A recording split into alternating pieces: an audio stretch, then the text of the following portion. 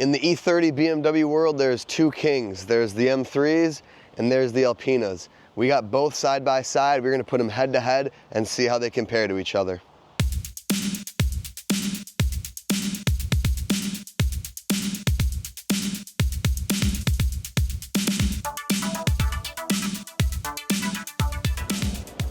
On my left is a 1984 B6 2.8 Alpina. On my right is a 1990 M3. This happens to be a Sport Evolution, which is basically an E30 M3 on steroids.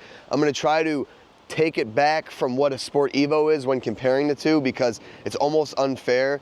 So we're going to try to think of this as if it's a generic M3 in this video. So if you're not a BMW nerd like I am, you probably know what an M3 is, but you may not be familiar with what an Alpina is. Alpina is basically a company in Buchloe, Germany that started off tuning up BMWs. They did carburetors for 2002s back in the day. Then they eventually became identified as a full-on manufacturer with BMW. They would take a bunch of BMW shells, E30s, E46, E36, whatever, and they basically modify them. They put bigger engines, upgrade suspension, interior, the Alpina striping, all sorts of things to make these basically as awesome as they can be without it really being an M car. So I know they look way different because in any M car, in the sake of an E30 M3, you got the wide boxy flares, you have the aero, and it looks like a race car. Whereas this still looks like a street car E30. It's the same E30 non-M body. However, you have a lot of more subtle, if you will, finely tuned aspects of the car. Before we get into driving these two cars, which is going to be the heart of this video because there's nothing more telling than just driving them back to back, we're going to run you through some of the specs on each car so we have an idea of what we're dealing with here, and then we'll hit the road and we'll compare them. So the E30 M3 is powered by an S14 B23 4-cylinder engine, making 197 horsepower at 6,750 RPM and 177 foot-pounds of torque at 4,750 RPM. You have a G265 dogleg 5-speed transmission, actually the same exact transmission as the Alpina, so that's one thing that these two cars both have in common. 0 to 60 is about 6.5 seconds. We have a 3:15 diff ratio in this car, weighing in at about 2,650 pounds. A standard M3 might be a tad bit heavier. 280 millimeter front brakes and lots of suspension M3 related things. The M3s are lower. This has a wider track. You have stiffer sway bars. You have the aerodynamics. There's a lot of things that make an M3 an M3. Now the Alpina, on the other hand, is powered by an M30 B28 from actually an E12 528i. So this is the big 6-cylinder, never came in E30s. That's the beauty of Alpina. They'll shove big engines like this into the E30. It's on an older style Motronic engine management that's based off L-Jet. It's a very interesting setup because it's an early 84 car. So the E30 M3 is just a lot more modern, coming in at 1988. And this being a 90 to an 84, you really feel the difference in the age of the car. We have 210 horsepower at 6,000 RPMs and 198 foot-pounds of torque at about 5,000 RPMs. That's the beauty of the big M30 engine. Power, torque, and weighing in at about 2,635 pounds, a little bit heavier than the M3, a little bit heavier than a standard E30 because of the M30 engine. You have massive 296 millimeter Girling front brakes, and yes, that is bigger than the M3. These Alpinas, they came with stopping power.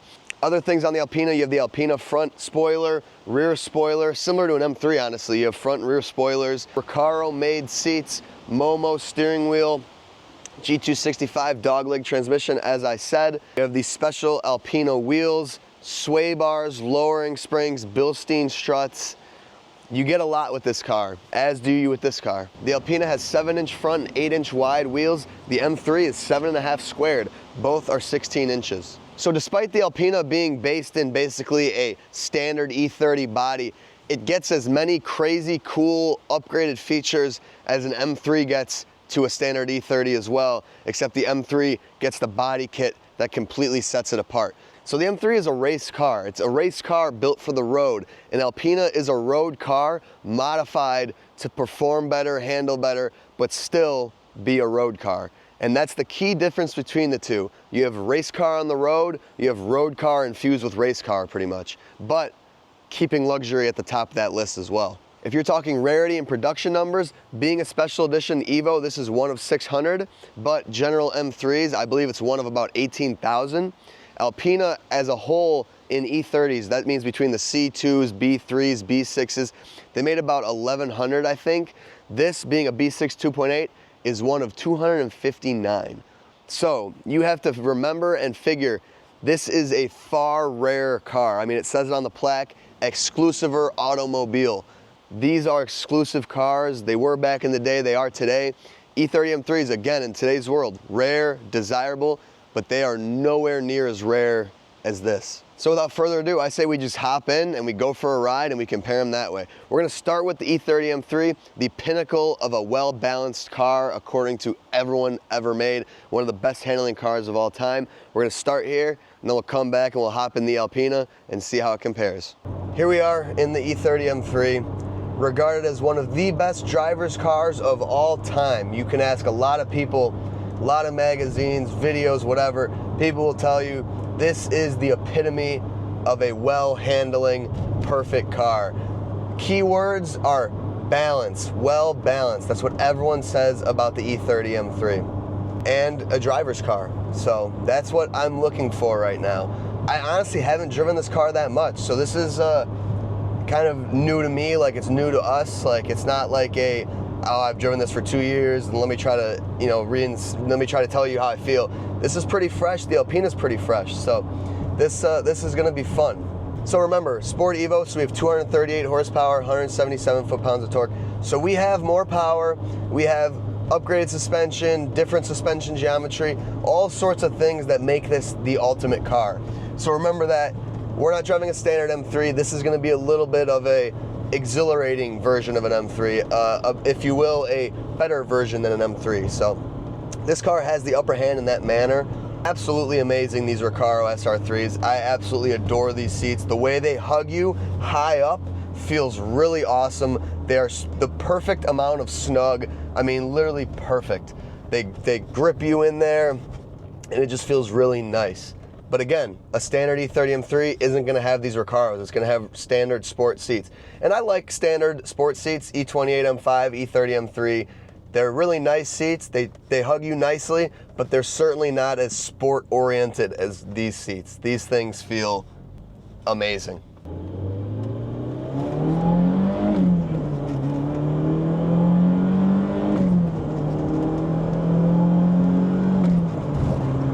So you're immediately, your first impressions of the car, like I say about a lot of cars, straight line rocket ship? No, not quite. This car isn't a torque monster where you hit the gas and you're like, whoa, you know, you're into your seat. Being the 2.5, it definitely feels good. Like it's a quick car, but these aren't meant to be, you know, straight line rocket ships. These are meant to be cornering champions. And there's a reason why the E30 M3 is one of the most legendary DTM cars of all time, because as we'll see here in a second, it's pretty insane in the corners. Both these cars have a 265 dogleg, so I can't really speak on the trans. It's the exact same transmission, which is cool that they threw that into an Alpina car. But anyway, first off, initial just impressions with the car. You feel like you're in a car that is just an extension of yourself. It feels like you're in a go-kart. It feels like a driver's car. The steering is so immensely light in this car and responsive. It's the most responsive steering I've ever felt. I mean, you hit the wheel and it's just all over the place. Not all over the place, but you rotate the wheel and the car is where you want it to be. It's so light, it is effortless. The overall just sensation driving the car, it actually feels like a really nice car. I know everyone says they're raw, they're race cars, they're this, they're that.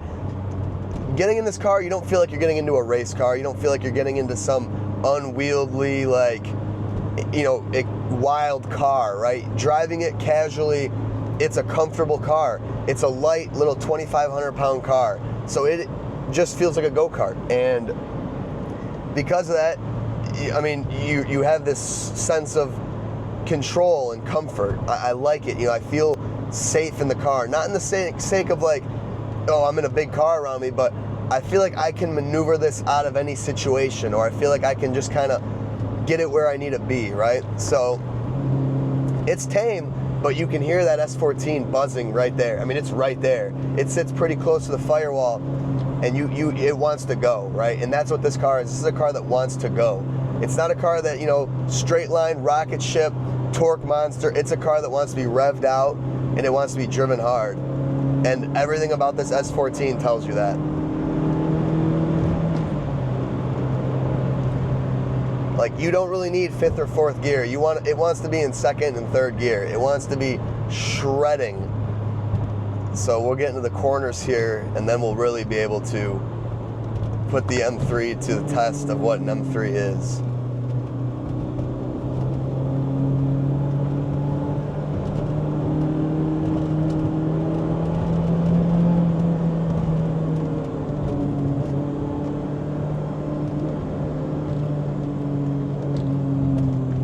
When they say well balanced, they're not kidding. This car, I have never been in something that gives me more confidence in a corner than this car. I mean, the lightweight engine in the front that sits super close to the firewall means that all your, you know, weight and stuff is just right here, right? It's central to the car. You know, you don't have some massive engine that's throwing you off in the front. I mean, it feels tight. And it feels like everything is right there in the center. And I have the confidence to just throw this thing into a corner and have it matted, and it's not overpowering me, it's not scaring me. The suspension is so nice. Like, it feels like low to the ground. It feels like it has the perfect suspension to keep you comfortable, right? Like, it's not scary to drive at all. And it's not a slouch in the straights either. I mean, it feels nice. But it wants to shred these corners, man.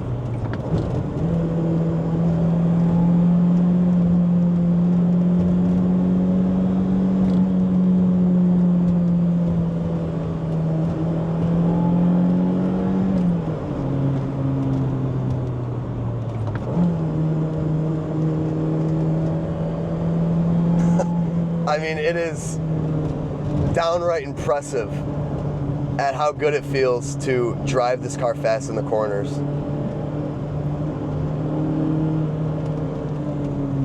Like, it doesn't have excessive body roll. It doesn't have any, I don't know. It's almost like a loss for words. Like, I don't feel anything in this car that I feel oftentimes when I'm driving a 6-cylinder BMW. And that is, like, you feel so in control. I mean, everyone always says balance, balance, balance. I mean, it is so true. This thing, I could take this thing into a corner, and because it's not too much horsepower for the car, and it's a 4-cylinder, you have full confidence to do everything you want it to do in that corner. And that is actually pretty rare of a car. A lot of cars don't give you that feeling. A lot of cars give you the, if I push it, the body roll is too excessive, I feel like I'm losing grip. This car with this horsepower, you can drive it, I mean, hard to its limit, and you don't feel like you're gonna overdo it, to say. I mean, it is a insane experience. And again, just like a 5 Series, when you're on the street driving casually, it's actually a super casual car. Like, when we're in the corners, and you could probably hear it through the mic, the S14 sings. I mean, it sings.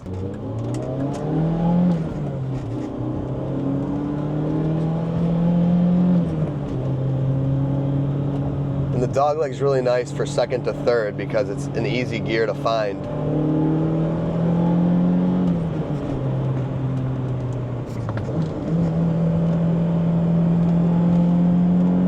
I mean, matted into a corner. And I feel absolutely, and the brakes are great too.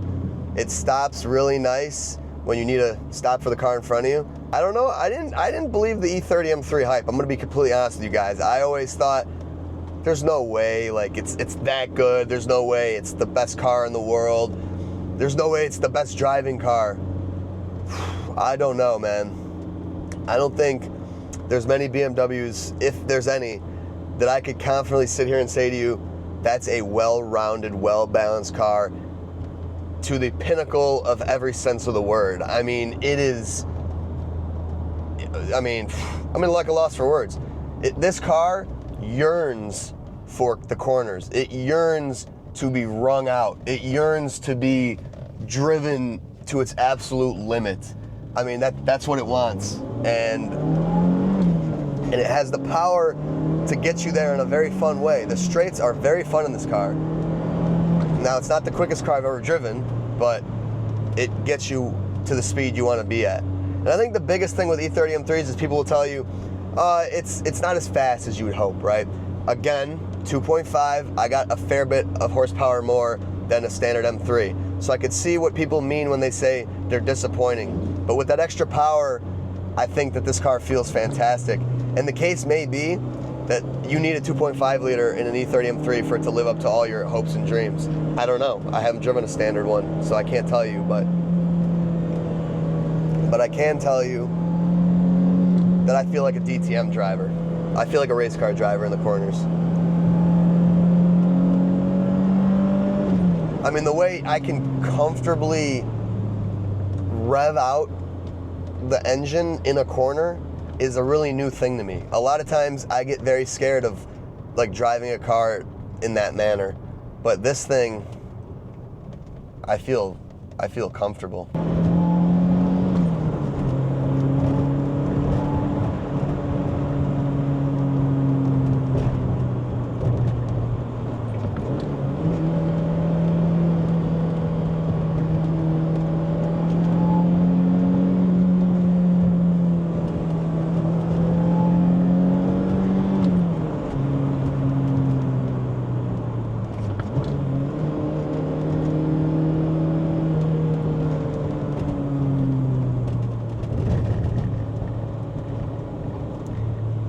The brakes, the suspension, the power, absolutely everything on this car comes together, and it is just an absolute dream to drive. I mean, a literal dream.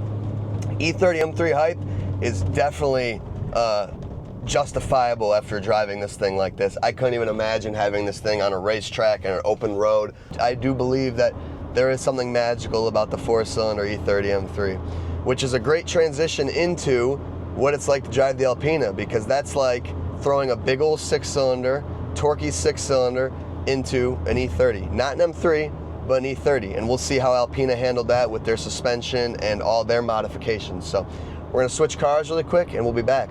And now welcome to the Alpina B6, the refined gentleman's muscle car, if you will.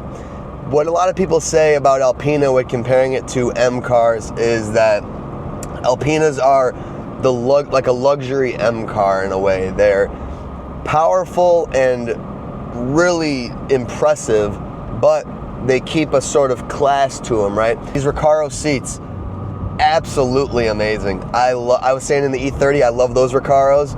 These things, they hug you just right. They're comfortable, they're firm. Literally everything I would want from a seat like this, in a car like this. I mean, you gotta think, the E30 M3 was a Sport Evo with Recaros, right? Factory, like I said, factory sports seats aren't overly impressive. They're nice, they're fine, but they're nothing crazy. So compare a regular M3 seat to these, this thing walks away with it. These seats feel so amazing. I absolutely love them. The cloth is great as well. I do enjoy cloth seats, and these aren't like that weird cloth, or like a cloth you would think of in, like an everyday car. This is like a durable feeling canvasy cloth, and it's really nice. And you got the leather sides, which adds that, of course, the luxury aspect of things. So it just mixes a luxury and sportness really, really well. Like most manufacturers don't do it like that. Like, they took a standard E30 and they said, we're making it luxury. And it feels like that. It really does. You get in here and you feel a little more hoity-toity. You feel like you're in a much more luxury car. It is a huge engine shoved into this car, and an M30 is a heavier engine. I mean, compared to an S14, this is a heavy engine, and I'm expecting to feel the difference between the two back to back. Comparing to a stock M3, this is a quicker car. It's a little heavier because of the engine. This is about 2650, still very light, especially by modern standards, but heavier than an M3. And I'd imagine a little heavier than a 325i, because M20s I want to say are like 100 pounds less than an M30, you know, give or take. But so that's pretty much our specs. This has a 293 diff ratio. The E30 M3 has a 315, the Sport Evo. Standard M3, I think, might actually be higher. I can't remember. But we have longer gears in this car, so I don't know what to expect. When the road opens up here, we'll see. And just like the E30 M3, this is my first time taking this over to my driving roads, so it's kind of a first for both, so we're getting a really genuine kind of reaction between the two.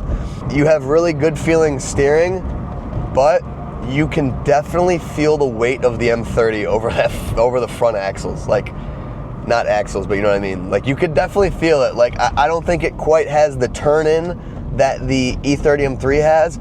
You can definitely feel the weight, and that's being very nitpicky. I'm not saying it's a bad thing that you feel it, but it's just kind of there. Oh yeah. You feel the torque on the M30. So M30s are kind of regarded as like tractor motors. If you talk to the wrong person, they'll tell you, oh, they suck, they're tractor engines. Definitely not as stout as an S14, an M30. You know, they don't rev out as high. We got about a 6,500 red line here. Your torque comes in just a little bit later than the S14. Power comes in a little earlier because you have earlier, you know, red line. But before we get too caught up on that, driving-wise, people always make the E30 M3 out to be, oh, it's like a race car on the road, right? It's raw, it's a lot to handle. I didn't find that car to be a lot to handle. I found it to be very inviting.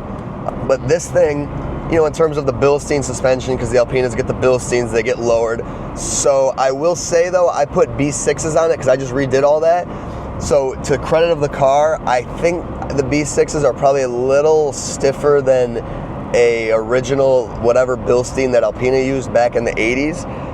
Because I was gonna say, overall, just driving comfort-wise, this car doesn't feel all that much different in the sense of like the directness, the stiffness, kind of the comfort. I wouldn't say that this feels any more comfortable than the M3. Just driving it feels pretty much the same. And that's not saying they both feel bad or whatever. They both just feel very, very inviting, very connected to the road. Both cars, and that's the heart of the 3 Series, man. You feel connected to the road. You're in an 80s 3 Series. You know, there's no assists. There's no, you know, they're not super heavy, solid. They're nimble little cars, and you can feel it. I think this car having the M30 and a little bit extra weight, it does feel a little more planted to the ground, not in the sense of performance handling, but just you feel kind of like you're in a, really hard to put that to words, but I don't know, it feels heavy. Like you kind of feel the weight on this car a little bit.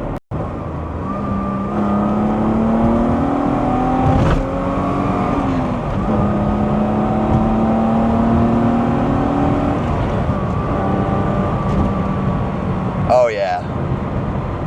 That M30, thanks to Alpina with their lighter pistons, the camshaft, everything they do to get more power out of it, you could tell. Because if you were to drive an E12 with a 528i, M30 B28, it would not feel half as quick as this car feels. This is a very quick feeling car. Honestly, back to back between the M3, and that's the 238 horsepower M3, almost impossible to tell the difference in the power in a straight line. Like seriously, almost impossible. And I think that you feel the torque more with this engine, for sure. Like that low range torque. The thing about the S14 is you need to rev it out to the absolute limit to get out of it, right? Whereas the M30 and these Alpina modified M30s, you have the torque right away. You know, not right away like a V8, but you know, like I have my torque, right? I'm at 3,500 and I'm hitting it and it's putting me back. The S14 doesn't really put you back, but the S14 will rev all the way to 7 grand and it'll be feeling like it's kind of making power, whereas I know the M30s die off, but thanks to the Alpina cam, this car actually feels pretty good even all the way to redline, which is interesting because not many M30s can actually feel like they're making power once you get that high in the revs.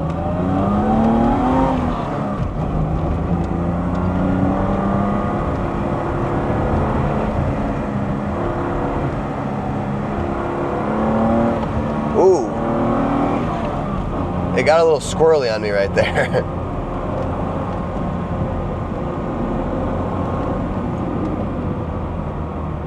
I just startled myself a little bit right there. Definitely not as comfortable in the cornering as the M3. And I think, as I was kind of suspecting, I think you're really feeling the weight when you're cornering this car. I think the Alpina's a little taller. I think the M3s sit a little bit lower. I would barter that the M3's sway bars are probably a little bit thicker. Now, the Alpina has all those supplementary suspension things, but I think just having the more torquey, bigger engine in the front kind of throws your balance off a little bit, just a little. I didn't feel overly comfortable in that corner, to be honest with you guys. Yeah, you really feel the cam at about 4,000, and I mean, it takes you all the way to redline, and it feels really good.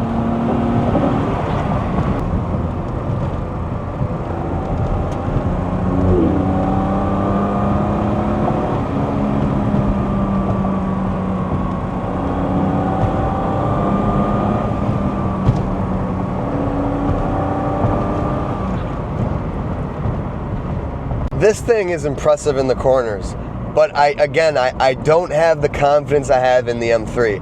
And I wasn't kidding when I said driving that E30 M3, I've never felt more confident in a car in spirited driving in my life. Nothing does it. Like I said, none of my 6-cylinder BMWs, I feel like I feel in the E30 M3 with the 4-cylinder. This thing definitely has the suspension and the power and everything at it to make sure you're having a good time in the corners, but it just feels a little less, comfortable. There's no really way for me to put it, and that's not in a bad way, but that's where you're really starting to see, I think, the difference between an E30 M3, which is a race car on the street, and an Alpina, which is, you know, a muscle car in a standard car. Because this thing, you know, straight line's crazy, the brakes are crazy, and you have that overall sensation of handling capabilities and all that sort of stuff, but it doesn't give you the inherent, you get in it and it's like, I want you to drive this corner matted out. Like, it doesn't give you that sensation, but it definitely gives you a fun sensation, that's for sure.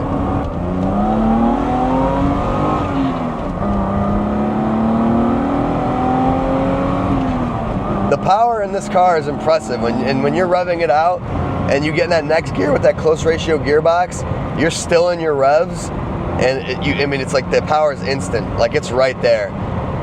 Honestly, now that I'm kind of giving a couple more straight line pulls, I think this car feels faster than the E30 M3. And I have a 230 horsepower E30 M3, not a 197 horsepower or 195 or whatever. I think this car might feel quicker. Seriously, I kid you not. It might feel, I got a thumbs up in the Alpina, that makes me happy. People know what it is. But yeah, I don't know. This might be a straight line, a little bit of a quicker car. I think, oh yeah, the brakes, more powerful brakes, probably a little bit of a quicker sensation. And really, I think the feeling of a fast or a quick car, a lot of it comes from the torque.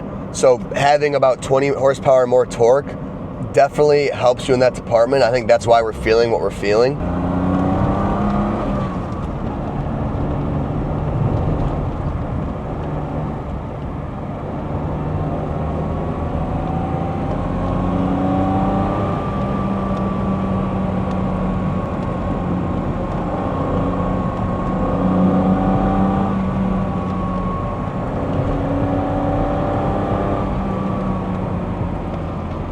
This car feels really great in the corners. Don't let me saying this take away from how awesome this car feels, but it does not feel as comfortable in the corners as the M3. Like, in this car, I have to kind of think about it. Like the M3, like I could pretty much like pedal through and feel pretty good about it. And we have taller gears in this car, but I'm still hitting these corners in the same gear. Like, I was pretty sure I was in third in the M3. I'm in third in this. So they're not all that different. I mean, 315 to 293 is not that big of a gap. Drive-wise comfort, I don't think they're that different, to be honest. People will say that. they're both old cars. This car's 40 years old. The E30 M3 is not 40, but you know, in its 30s. Neither of them are gonna feel relatively even close to what it feels like to get into a 20 you know, modern car, right? Neither of them feel comfortable and quiet and that, but you don't want that. You don't, that's stupid, right? If you want a comfortable car, you want a 7 Series, you want an Alpina B12 or whatever, like, you know, that's their take on a luxury car. This is their take on a driver's sedan, right? A sport, like E30s are sport sedans, really. I think the best way to put an Alpina would be more of like it's for the guy that wants to hop in a car and not necessarily daily drive it, but like commute, highway, whatever, and be able to have some damn good fun with it, but also be able to have fun in the corners. Whereas the M3 is like, don't use me to commute, don't use me for straight lines, take me to the racetrack. This has the feeling of like, I want you to do everything. The M3 is more of, I want to be at the racetrack. Hard to explain why, but they just give off that vibe. Like, this feels like much more of a, oh yeah, I take it out when I want to go have fun on the highway. The M3, it's like, I need an open road and a curvy road. Whereas this is like, I can have fun in the straights. Hard to find downsides. I don't think I can find any downsides. You know, again, back to back, maybe you could feel a sensation of difference between the weight and the dynamic of a bigger engine. So minute that you wouldn't even realize if you open the engine bays next to each other. Holy crap, that's a way bigger engine. If you just drove both of them, I don't think you would know it was a different engine. I seriously don't think you could tell. And there you have it. 2 cars that honestly will outdrive anything else on the road today. 2 cars that feel so very special to drive. 2 cars that are so very special themselves. It is an honor to get to drive both these cars back to back, to get to touch both these cars. These things are pieces of history. They are both amazing in their own way. There's ups and downs to both, I would say, but the reality is, in today's modern world, neither of them are quite as refined as a 2024 Honda, and neither of them are as practical as a 2024 Honda, but these are something that no other car on the road will ever be again. They are basically time machines back to the era of just cool cars, fun cars, and the glory years. Really, the glory years is the best way to put it. So thank you guys very much for watching my video comparing the M3 to the Alpina. I hope you guys enjoyed, and let me know, which car would you take home?